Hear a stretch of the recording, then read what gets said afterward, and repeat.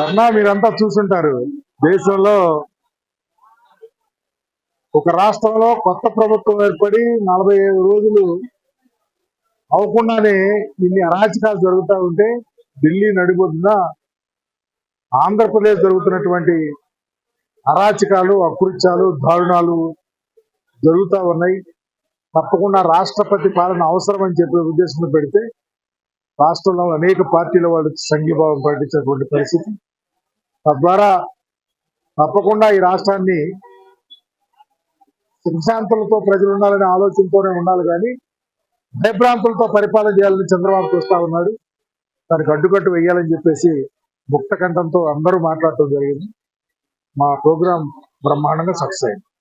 ధర్నా మీరంతా చూసుంటారు. దేశంలో ఒక రాష్ట్రంలో కొత్త ప్రభుత్వం ఏర్పడి 45 రోజులు అవకుండానే ఇన్ని అరాచకాలు జరుగుతూ ఉంటే ఢిల్లీ నడిబొడ్డున ఆంధ్రప్రదేశ్ జరుగుతున్నటువంటి అరాచకాలు, అకృత్యాలు, దారుణాలు జరుగుతూ ఉన్నాయి. తప్పకుండా రాష్ట్రపతి పాలన అవసరం అని చెప్పే ఉద్దేశంలో పెడితే రాష్ట్రంలో అనేక పార్టీల వాళ్ళు సంఘీభావం ప్రకటించినటువంటి పరిస్థితి. తద్వారా తప్పకుండా ఈ రాష్ట్రాన్ని సుఖశాంతులతో ప్రజలు ఉండాలనే ఆలోచనతోనే ఉండాలి, కానీ భయభ్రాంతులతో పరిపాలన చేయాలని చంద్రబాబు చూస్తా ఉన్నాడు. దానికి అడ్డుకట్టు వేయాలని చెప్పేసి ముక్త కంఠంతో అందరూ మాట్లాడటం జరిగింది. మా ప్రోగ్రాం బ్రహ్మాండంగా సక్సెస్ అయింది.